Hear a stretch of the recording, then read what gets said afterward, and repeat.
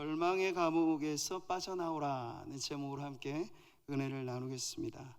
잠시 좀 멈췄던 철로역정 시리즈를 좀 이어가는데요. 제가 5월 가정의 달 맞아서 새로운 주제를 하면서 중간에 또 여러 외부적인 집회 순서들이 있어서 연속성이 좀 없겠다 싶어서 좀 띄었었는데요. 오늘부터 다시 한번 좀 돌아보도록 하겠습니다. 성도님들이 오랜 시간 동안 또 철로역정 이게 안 듣다가 또 들으시면 지금 어느 정도 경로에 이르렀나 조금 헷갈려 하실 수도 있어서 전체 지도를 한번 보여드리도록 하죠. 네, 이게 좀 재밌게 그린 그림인데 지금 우리가 어디까지 왔는가 보면 저 아랫부분에 격길 초원이라는 데가 보이시죠? 생수의 강이 흐르고 옆에 샛길 초원이라고도 합니다. 그 위로 이제 오늘 다루게 될 의심의 성, 절망의 거인에게 사로잡혀가서 크리스천과 소망, 이 두 사람의 천성 나그네들이 또 한 번의 곤욕을 치르는 그러한 일이 있겠습니다. 이제 남아있는 경로가 천성까지 향해서 얼마 되지 않는 코스에 있다는 걸 여러분 보시고, 우리 철로역정의 이 순례길을 계속해서 탐구해 갈 때 성도님들이 계속 이 내용에 좀 집중력을 가지고 함께 하시면 좋겠습니다. 자, 철로역정은 매 순간이 사실 선택의 코스라는 걸 우리들에게 알려줍니다.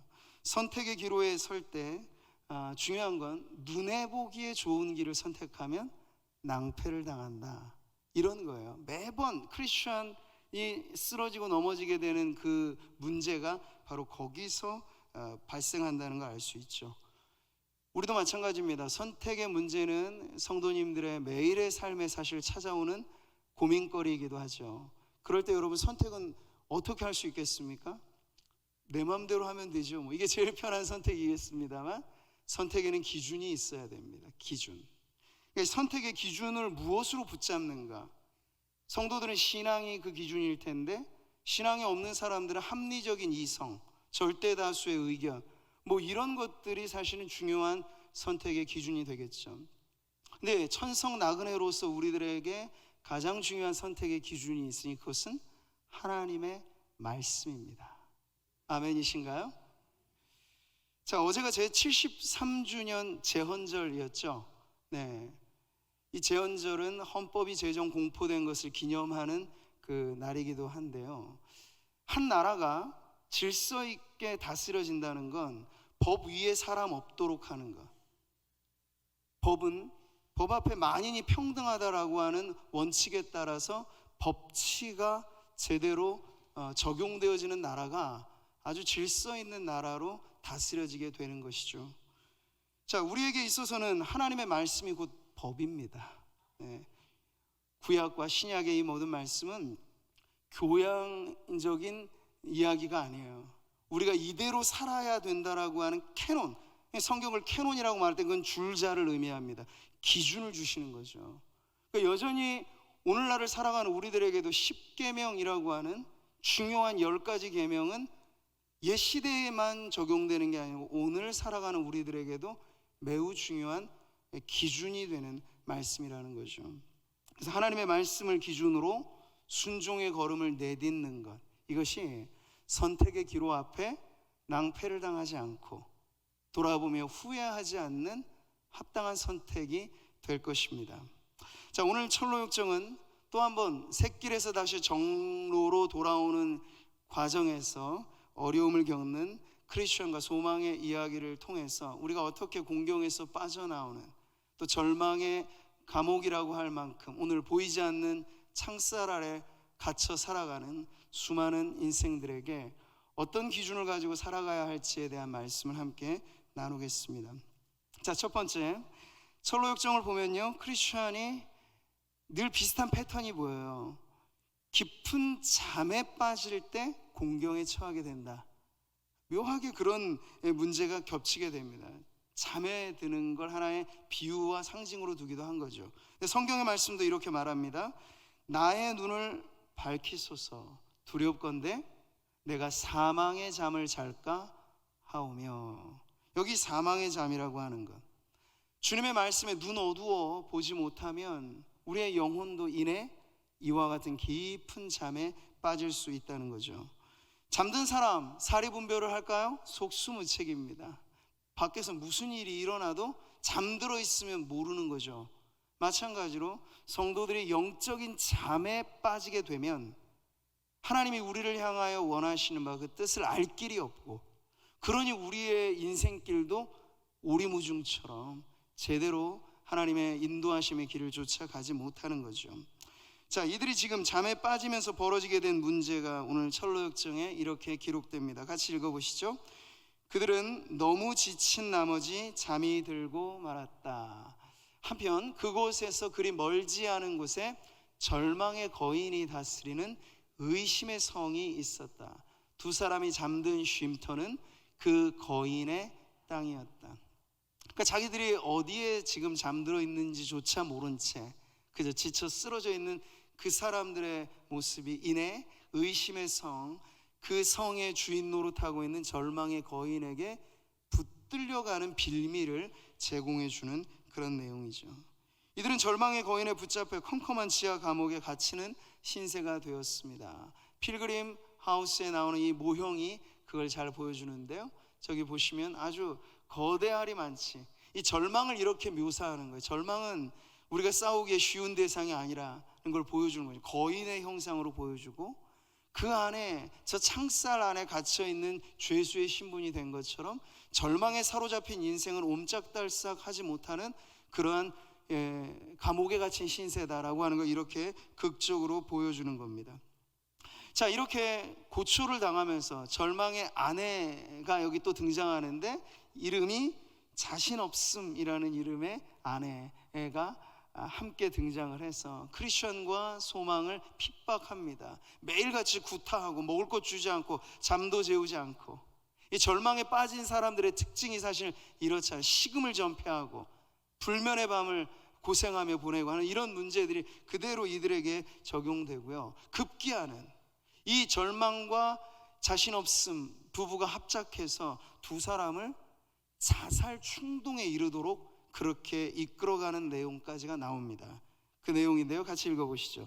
두 사람이 전날 맞은 매로 끙끙거리는 모습을 본 거인은 어차피 다시는 바깥빛을 볼 일이 없으니 칼로 자결하거나 목을 매달거나 독을 먹고 스스로 죽는 편이 나을 거라고 말했다. 이렇게 괴로운데 살아서 무엇 하겠느냐, 이런 질문, 의심을 불어넣어 주는 거예요. 내 삶에 희망이란 다시 있는가, 이런 의심이 막 물밀듯이 밀려오게 되면요, 이제 목숨에 대한 부분까지도 우리가 건드려서는 안 될 부분인데, 그러한 부분까지도 생각을 하는 위험한 지경에 이르게 되는 거죠. 이렇게 살아 무엇하나. 오늘날 코로나 시대에 많은 절망의 기운이 감돌고 있는 이때 많은 사람들이 이렇게 지금 절망에 사로잡혀 있습니다. 이래 살아 무엇하나. 계속해서 방역이 강화되고 하면 자영업자들, 소상공인들 정말 죽을 판이라 이야기하잖아요. 그 막다른 길에 몰려가면 나오는 말이 있는 거예요. 이렇게 살아 무엇하나. 그 다음에는요, 거기에 질문에 답을 제대로 못 찾으면 죽겠다, 죽어야 한다, 난 죽을 것이다, 이런 선택, 해서는 안 될 극단적인 선택을 하게도 되는 것이죠. 여러분, 시대의 물결이 이렇게 밀려오고 밀려가고 여러 가지 엎치락뒤치락 하면서 비관주의 사조라는 건 늘 있어 왔습니다. 지금 우리가 처한 위기의 시대는 다시금 비관주의가 우리를 사로잡고 있는 시대예요. 경제가 완전히 검은 먹구름처럼 드리워져 있고, 제대로 노력한 만큼만 땀의 결과로서 먹고 살기만 해도 좋으련만 그것도 안 되는 이 메마른 지대를 지나가게 될 때 정말 이래 살아 무엇하나 하는 비관주의에 사로잡히기 매우 쉬운 거죠. 우리가 알듯이 대한민국이라고 하는 나라는 자살률이 늘 OECD 국가의 탑을 랭킹하고 있습니다. 평균치의 2배 이상이 돼요, 자살률이라고 하는 게. 자살의 이유도 분석해 보면 젊은 층들은 주로 정신적인 어려움에 자살을 시도하려 하고, 그리고 장년층들은 경제적인 어려움, 노년층으로 가면 육체적인 괴로움에 스스로 목숨을 끊으려고, 또 실제로 그렇게 하는 이들이 많은 그러한 분석 나옵니다. 거기 더하여 오늘날 우리는 코로나 블루의 시대를 살고 있잖아요. 네. 자, 그래서 이런 우울 증상이 청소년들에게도 아주 악영향을 끼친다고요. 10명 중 1명꼴로 청소년들도 자해라든지 자살 충동을 경험하고 있다고 하니, 이 자라나는 새싹들에게마저 여러분, 이 비관주의는 엄청난 독소로 작용하고 있다는 것을 알 수 있는 거죠. 이렇게 절망이라는 감옥에 갇혀 살아가는 인생들은 결국에 그대로 내버려두면 극단적인 선택을 하게 되는 이런 사회적인 병적 증상이 이내 해결되지 않는 게 우리가 사실 이 나라, 이 민족과 이 사회 위에서 기도해야 될 매우 중요한 기도의 제목입니다. 여러분, 공중의 권세 잡은 자라고 표현되는 마귀의 역사는 눈에 보이는 쪽으로만 나오지 않아요. 시대적인 사조, 문화적인 경향성, 이런 보이지 않는, 마치 우리가 공기는 보이지 않지만 숨처럼 들이마시며 살듯이 시대 사조 안에 공중의 권세 잡은 자로서 어둠의 영이 역사하면 막 사람들에게 죽으라고 강요를 하는 거야.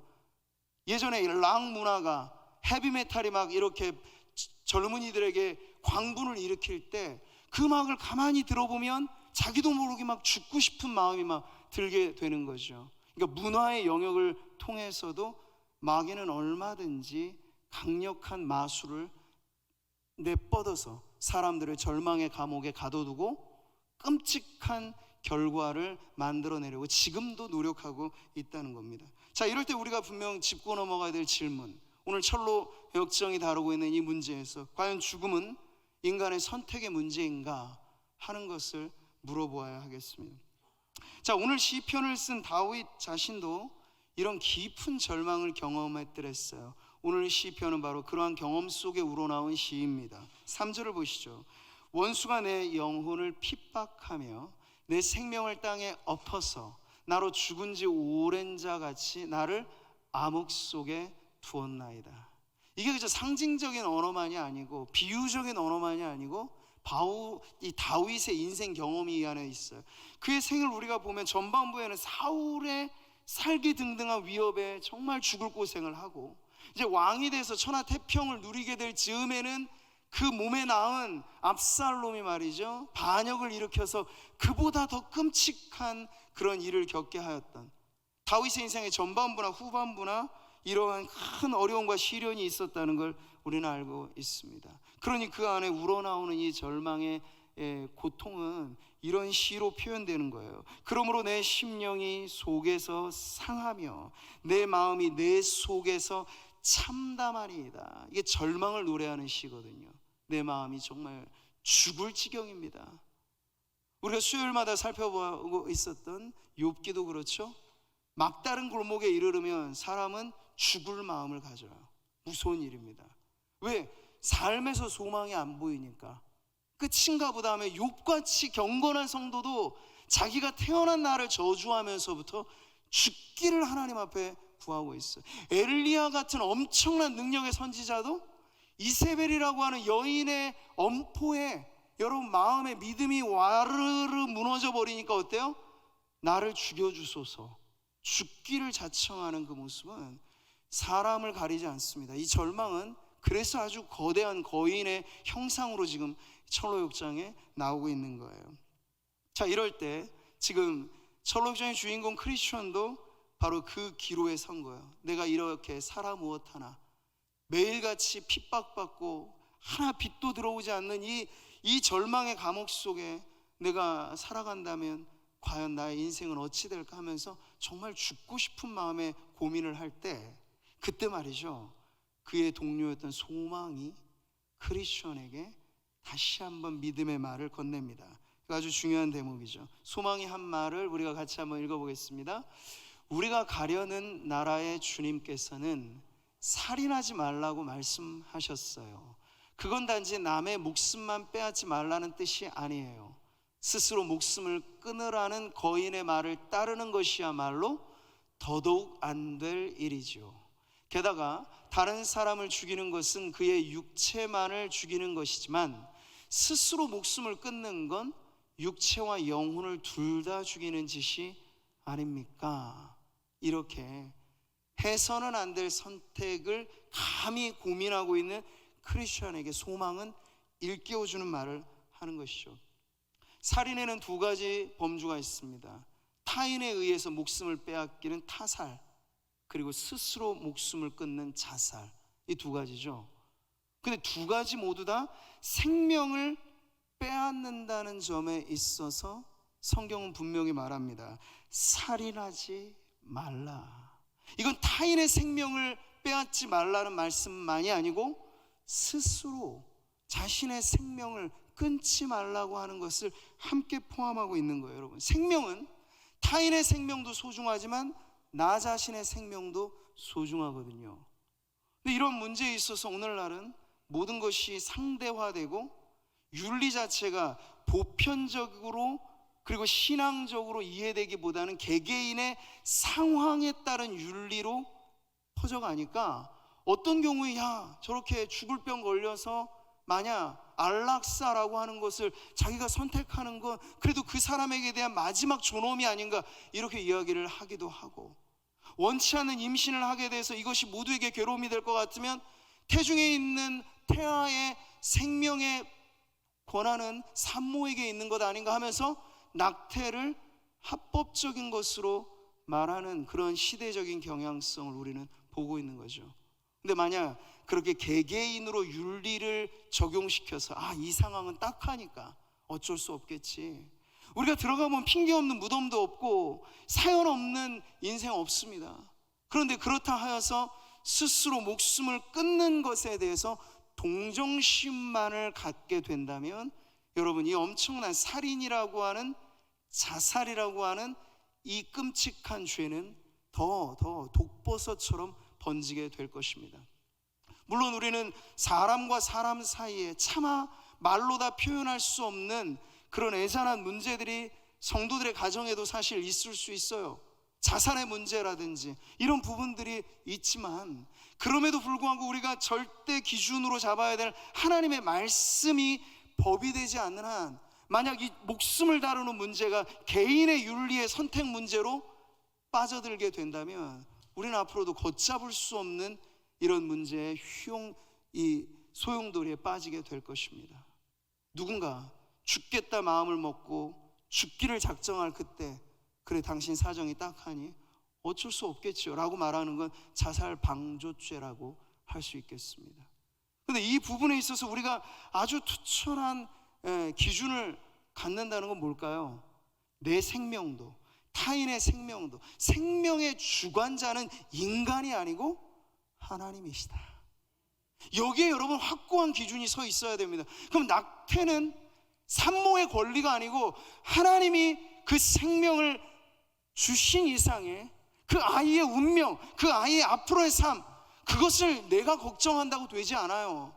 하나님께서 책임져 주실 것이다 하는 그런 믿음을 가지고 생명을 소중히 여기는, 이 생명이 어떤 경로로 내 안에 들어왔는가를 사람들은 물으면서 원치 않는 임신의 경우엔 이게 가능하겠지라고 말한다면 여러분, 뱃속에서 수많은 살인이 산모의 권리라는 미명으로 앞으로 엄청나게 번질 겁니다. 우리가 크리스찬으로서 이것이 입법화되는 그런 시도를 할 때 어떠한 방식으로든지 우리는 저항해야 하고, 설령 이 세상이 총동원해서 그걸 합법화시켜도 성도로서 우리는 그걸 우리의 권리로 여겨서는 안 되고, 여전히 생명은 하나님의 것이다. 타인의 생명도 나의 생명도 천하보다 귀하다 말씀하셨으니 이걸 내 임의대로 어찌해서는 안 된다라고 하는 게 우리의 신앙의 아주 분명한 선이 되어야 할 줄 믿습니다. 자, 이렇게 절망이라고 하는 것이 창살 없는 감옥과 같아서 이 안에 갇혀있는 크리스천, 소망 모두에게 괴로움을 주고 있는 이런 상황에서 소망의 말에 힘입어서 크리스천은 다시 생각하기를 시작했습니다. 절망에 함몰되다 보면 모든 게 마비돼 버립니다. 두려움에 사로잡히면 제 실력도 발휘하지 못하죠. 그래서 운동선수들도 마지막 결전의 순간이면 마인드 컨트롤을 하는 거예요. 그러면서 내가 두려움으로 내 실력 발휘 못하고 그러면 안 되니까 마음을 편안하게 가져야 정상적인 이 작동이 일어나게 되는데, 영적인 사고방식도 마치 그런 것입니다. 절망의 성도가 완전히 붙들리게 되면 무엇이 신앙적인 선택이고 무엇이 하나님 기뻐하시는 뜻인가에 대한 정확한 판단을 못하는데, 그때 우리는 멈추어 서서 다시 한번 내 어렵고 힘든 이 여건 속에 하나님의 기준은 뭔가, 내가 지키느냐 마느냐의 문제의 어려움은 우리에게도 분명 있겠지만 과연 내가 힘들어도 이 길을 따라야 되는가 마는가에 대한 기준마저 없어져 버리면, 사사시대가 그랬듯이 성도 개인뿐만 아니라 교회도 소견에 오른 대로 하나님의 법과 하나님의 원칙과 말씀의 기준은 온데간데 없이 개인도 공동체도 완전히 암흑 속에 빠져갈 수밖에 없기 때문에, 이때 제일 중요한 것은 영적인 사고방식을 다시 제대로 작동시켜야 된다는 거죠. 자, 오늘 말씀, 우리가 읽은 말씀도 바로 그 원리를 가르쳐 줍니다. 다윗의 시가 정말 비탄에 빠져서 내가 죽은 지 오랜된 자와 같습니다, 내가 절망스럽습니다 말하는데, 그 다음에 나오는 구절이 중요하죠. 5절 같이 읽겠습니다.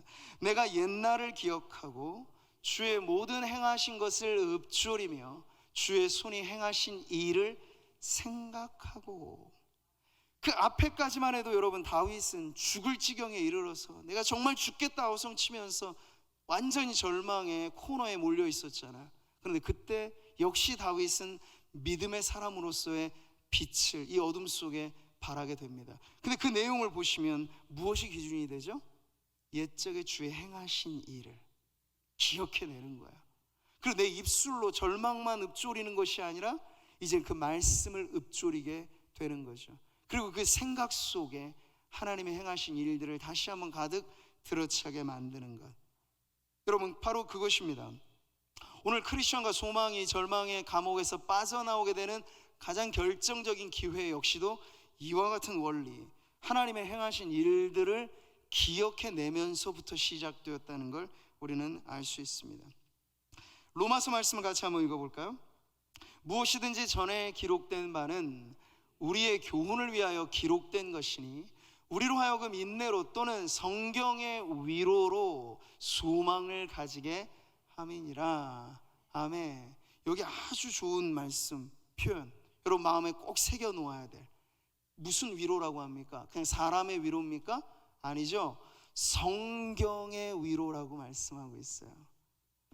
성도들에게 절망의 감옥에 빠져 있을 때 가만히 살펴보면 도와줄 사람도 없잖아요. 절망의 순간에는 다 등을 돌립니다. 친한 친구도 내가 무언가 나누고 베풀 수 있을 때 친구지, 정말 절망에 빠져보면 알아요. 모두가 다 등을 돌린다는 사실을. 근데 그때도 우리에게는 여전히 남아있는 친한 친구가 계십니다. 바로 예수 그리스도.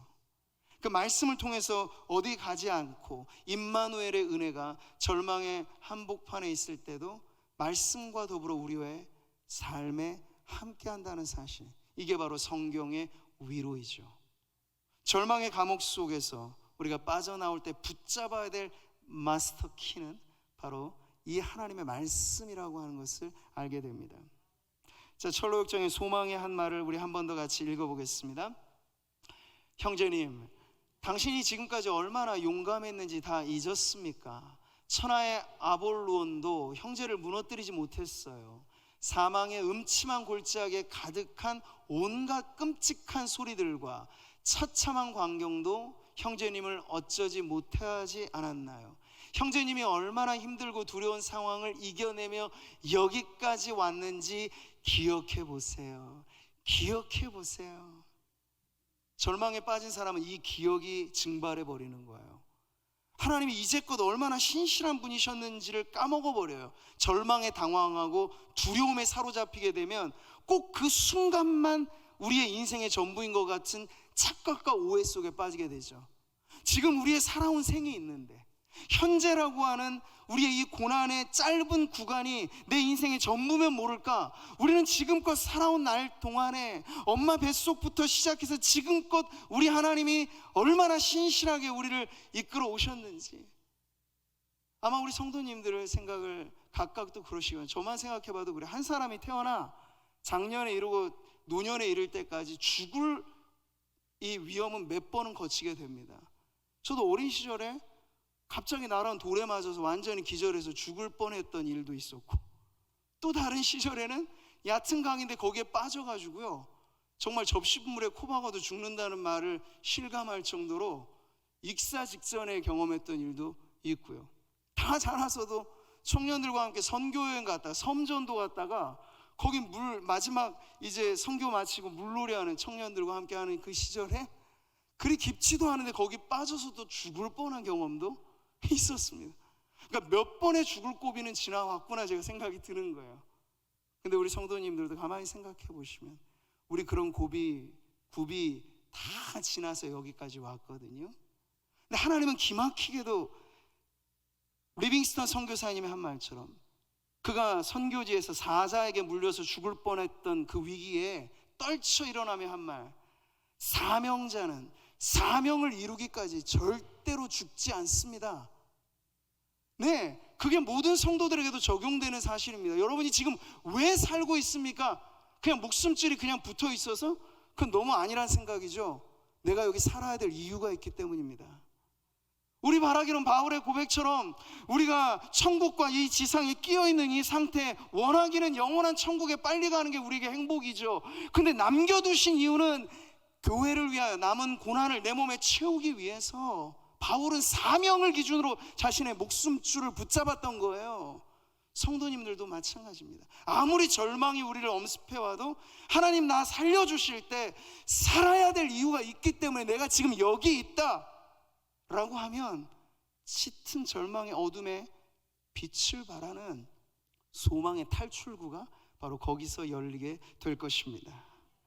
절망 중에 우리가 기억해야 될 것, 신실하신 하나님. 하나님 한 번도 나를 실망시키신 적 없으십니다 라는 이 아름다운 찬송의 가사는 모든 성도들의 고백이 되어야 될 줄 믿습니다. 몇 번의 죽을 고비 지나 지금 내가 살아 있습니다. 내가 산자의 땅에 있으면 내게 주신 사명이 있기 때문에 지금 내가 살고 있습니다 라는 고백을 통해서 여러분 절망의 어둠을 몰아내시기를 바랍니다. 하나님과 동행하며 걸어왔던 내 인생이 허무합니까? 아니잖아요. 인생이 의미가 없습니까? 있잖아요. 순간 어렵고 힘들다고 내 인생을 깡그리째 다 몽땅 다 의미 없다, 그래서는 안 되죠. 하나님이 나를 나되게 하신 것이 순전히 주님의 은혜인데 그 은혜가 지금도 나와 함께 하신다 라고 고백하는 그 믿음의 고백으로 여러분 절망의 탈출구를 찾아 나아가시기를 바랍니다. 그랬더니 여러분 그들에게 전에는 발견되지 않는 열쇠가 발견됩니다. 그래서 그를 가두고 있었던 이 절망의 감옥을 하나하나 열어내는데 열리는 거예요. 근데 여러분 그 안에 감추어졌던 열쇠가 무엇인가? 철로역정 그것을 약속의 열쇠라고 말합니다. 그 약속의 열쇠가 무엇입니까? 우리에게 너무나 분명하죠.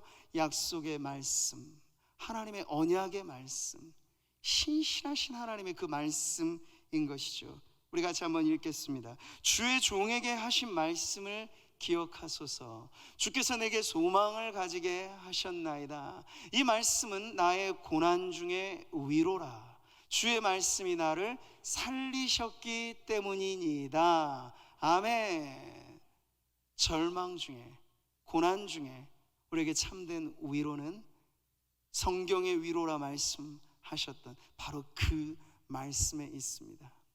여러분이 믿음을 가지고 여러분 안에 누구나 성도라면 갖고 있는 이 절망의 문을 열어 제끼는 약속의 열쇠를 사용해 보십시오. 사용 안 해서 문제지, 여러분이 믿음을 가지고 여러분을 절망시키는 문제를 말씀으로 열어보세요. 그러면 안 열릴 문이 없다는 걸 경험하게 될 것입니다. 할렐루야. 오늘 말씀을 통해서 우리 다시 한번 절망의 노래가 바뀌어 희망의 노래를 부르게 되기를 바랍니다. 코로나 시기 창살 없는 감옥에 모두가 갇혀있는 이 절망이 자욱한 시대, 이렇게 살아 무엇 하나 비관적인 사조가 팽배해져 가고 있는 이 시대 속에 우리는 여전히 살 소망을 붙잡는 성도가 되어야 하겠습니다. 감사함으로 우리의 삶을 이어가면서 죽고 싶어하는 사람들에게 오히려 소망을 전이시키며 희망의 백신을 보급하는 그런 성도로서 살아내시기를 축복합니다. 하나님이 오늘도 우리에게 주신 이 말씀이 바로 그러한 소망의 열쇠, 절망을 무너뜨리는 그러한 능력이 되는 줄 믿고 그 말씀을 의지하여서 날마다 숨 쉬는 순간마다 새로운 소망을 노래하며 이 한 주간도 넉넉히 승리하며 살아가는 우리 성도님들 되시기를 주님의 이름으로 축복합니다.